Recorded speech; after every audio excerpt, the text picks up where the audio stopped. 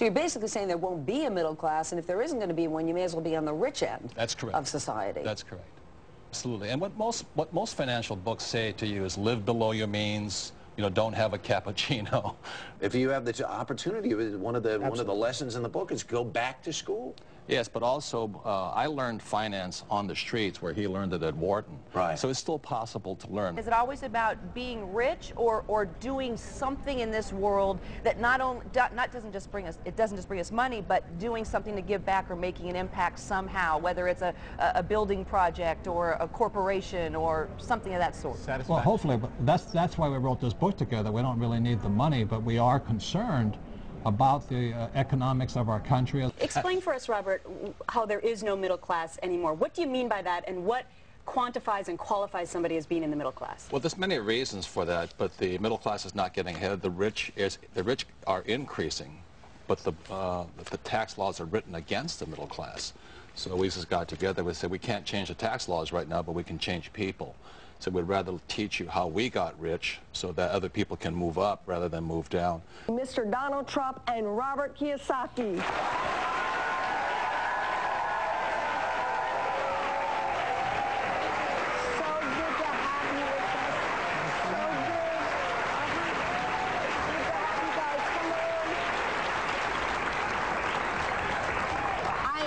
That you're with me.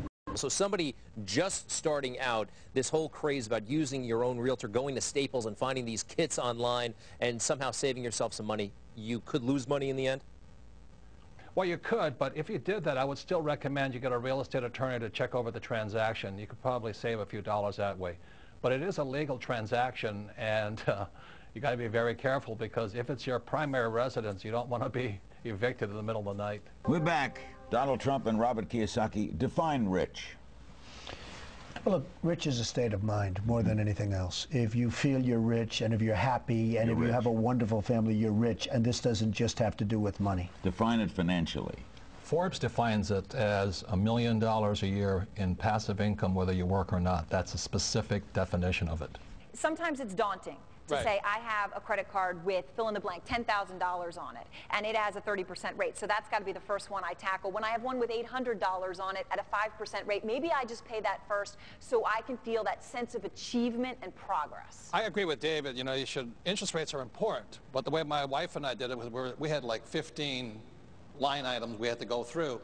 We took the first one we could pay off the fastest. We hung it on our refrigerator, and when we paid that thing off, we drew a line through it. And we kept drawing lines through it. So I didn't go after the interest rate, which is good to do. I went after which one can I attack first, and I do mean attack. Robert, where is all of this going? It seems that it is high political season to sort of target the rich, make them look bad. You're saying that we should be pursuing becoming rich ourselves and not bashing those who already are. Do I have that right? That's my example. If you think the government's here to help you, I think you're badly mistaken. And I think there's no difference between a Democrat or a Republican. They both come from the same bolt of cloth. You look at John Kerry and George Bush. They went to the same school, belonged to the same societies. And they, as you and I know, it's the political action committees that determine which way the votes go. So I really feel for the poor and the middle class simply because they have no representation in Congress.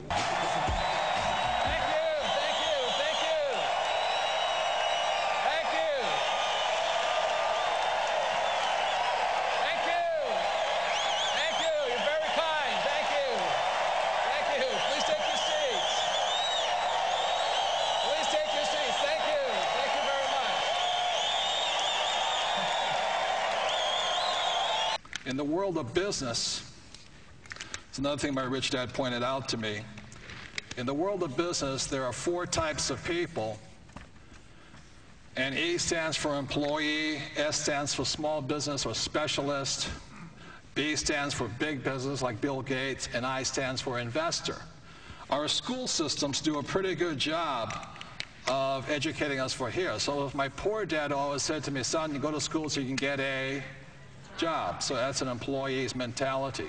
Good benefits, you know, 401k, retirement plan, blah, blah, blah. My mother, on the other hand, and I used to argue with my dad, I don't really want a job. And my mother would say, you know, don't argue with your dad. You know, so I don't want a job. I want to be independent. She says, why? I said, Mom, I want to be rich. My mother was a registered nurse, so she said to me, she said, son, the richest people I know are doctors. I said, yeah.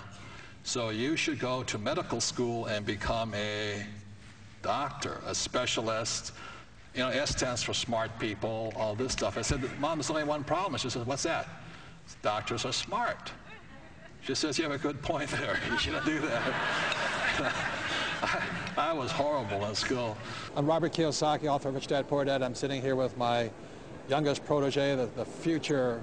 This guy is going to be bigger than Bill Gates or the guys at Google and all this. And this is young John Paul. We're in Texas. How old are you, John Paul? I'm 11 years old. 11 years old. And how old were you when you read Rich Dad, Poor Dad? I was about 7 years old. 7 years old? Yes. And have you read almost everything so far?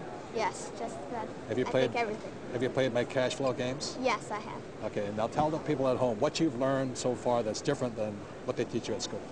Well, I learned just about, I learned business skills that I need, that you need in real life to succeed and to do well in business and investing.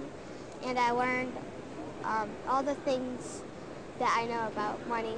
That is my one source and the only source I need. Oh, no, that's not good. Good answer, but there's other people. Well, there's a lot of people who want to help so-called the poor. The trouble is they don't know the poor. You know, there's no relationship. You know, I live in Arizona, Phoenix, and the people come from Scottsdale in their $3 million mansions, and they're trying to relate to a kid who can't get dental work done, or they don't have any food on the table. Well, my idea of working with the Boys and Girls Club is that let those people solve their own problems. Oh, no, he does not solve our problems. In fact, he jokes with me that I'm not here to solve your problems, Trina. You solve your own problems. He came up with a game called Cash Flow that teaches real-life lessons to kids, how to manage a budget, how to invest. It seems to resonate with the younger set. About $1,500. No, you bought $150. How much each worth? When we met, I didn't have any money, and without her, I would never have completed a lot of my work because she was the, you know, she was the strength behind me. And I fell back on her many times. I know she didn't marry me for my money, but she has really earned the right. She has her own corporation. She has her own accounts. She doesn't need me to take care of her. And I think that's really the freedom of the whole thing here. I think that's what her message is. It's so true, because when I really understood investing and understood how to make my money work for me, one of the greatest gifts is I no longer needed Robert. And he didn't want me to need him. I desperately wanted him, but I didn't need him. And so what happened is the relationship got so much stronger because we got to choose to be together just because we wanted to be together, not because there was any kind of dependency.